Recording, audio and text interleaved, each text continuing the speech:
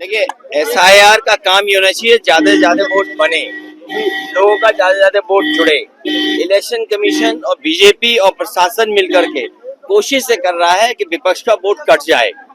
अगर लोकसभा चुनाव में हुआ है और फिर लाखों वोट जब कट जाएगा लोकसभा में, इसका मतलब ये हुआ कि पिछली बार जो भी चुने गए वो गलत चुने गए। तो ये जो एसआईआर हो रहा है, बीजेपी के लोग घबरा गए हैं कि यूपी में पिछला लोकसभा का चुनाव हारे, बंगाल का चुनाव जीतना चाहते हैं। उन्होंने एक्सपेरिमेंट में बिहार का किया एसआईआर और उन्हें पक्ष में रिजल्ट मिल गया, इसलिए एसआईआर वो यूपी में बंगाल में करा रहे हैं। अगर घुसपैठियों की बात है, तो घुसपैठियां तो उन्हें ही बताना पड़ेगा। दिल्ली की सरकार उनकी है और उसके बाद घुसपैठी निकले ही नहीं कोई। बिहार में कितने घुसपैठियों की सूची आई, यूपी में भी कोई घुसपैठी नहीं निकलेंगे, थोड़े बहुत निकलेंगे, लेकिन वोट बड़े पैमाने पे काट देंगे लोग।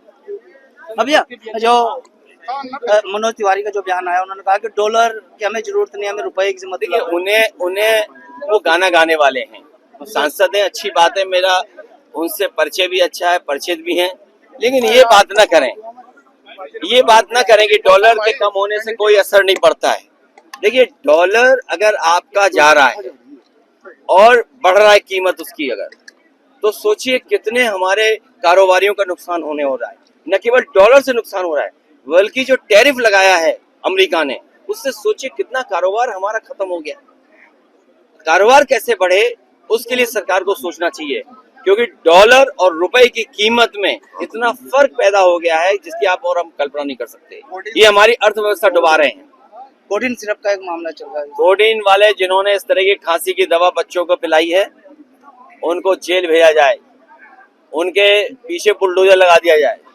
लग अब ये रहा है कि बुलडोजर का ड्राइवर भाग गया है, बुलडोजर का चाबी खो गई है, क्योंकि उसमें बीजेपी के लोग शामिल हैं, इसलिए बुलडोजर का ड्राइवर भाग गया। बाबरी मस्जिद का मुद्दा एक बार देखिए, वो इमोशनल है, बीजेपी से लोग सीख रहे हैं। बीजेपी भी इसी तरह इमोशन का काम करती है, इमोशन को लेकर के चुनाव लड़ती है, इमोशन समाज में डालती है। जो हमारी हिंदुस्तानियत है वो ये मिली जुली संस्कृति है। हम एक दूसरे से पहनावे से जुड़े हुए हैं, एक दूसरे से भाषा से जुड़े हुए हैं, हम सदियों से साथ रहते आए हैं। बहुत सी ऐसी चीजें जिनसे हम लड़ सकते हैं एक दूसरे से, लेकिन बहुत सारी ऐसी भी चीजें हैं जिससे हम एक दूसरे के प्रति जोड़ सकते हैं अपने आप को। ये बीजेपी के लोग राष्ट्रवादी कम हैं, राष्ट्रविवादी ज्यादा हैं। बीजेपी के लोग राष्ट्रवादी कम हैं, लेकिन राष्ट्रविवादी बहुत हैं। इन्हें डिवीजन चाहिए, विजन नहीं चाहिए, साथ लेके नहीं चलना है। इन्हें जितना दूर कर सकते हैं उतना दूर करना चाहते हैं, इसलिए क्योंकि महंगाई का जवाब इनके पास नहीं है, बेरोजगारी का जवाब नहीं है, बिजली महंगी है उसका जवाब नहीं है, कोई कारखाना नहीं लगा उसका जवाब नहीं है, बड़े पैमाने पर भ्रष्टाचार है, बेईमानी है, उसका कोई जवाब नहीं। दूसरी राष्ट्रपति आए पुतिन साहब है, उनके दौरे किस तरह से? बधाई उनको, और सरकार देर से जागी। रशिया हमारा पुराना मित्र और साथी रहा है देश। एक समय पे जब कांग्रेस की सरकार थी, इस बात पर विवाद होता था कि हम किसके ज्यादा करीब जाए, रशिया के करीब जाए कि अमेरिका के करीब जाए। जो हमारी फॉरेन पॉलिसी में बदलाव हुआ और 11 साल के बाद जागी बीजेपी, बताओ कि हमारा मित्र कहाँ है। सोचो, जिन्हें 11 साल के बाद पता लगा कि रशिया हमारा मित्र है, इससे बड़ा और क्या धोखा हो सकता है।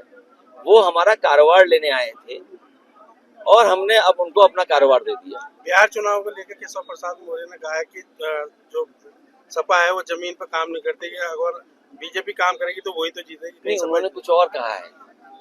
वो पहले जो यहाँ पर आए हुए हैं उनकी कुर्सी खींचे पहले, और वो कुर्सी खींच नहीं पा रहे हैं, इसलिए वो कुछ भी कहते हैं।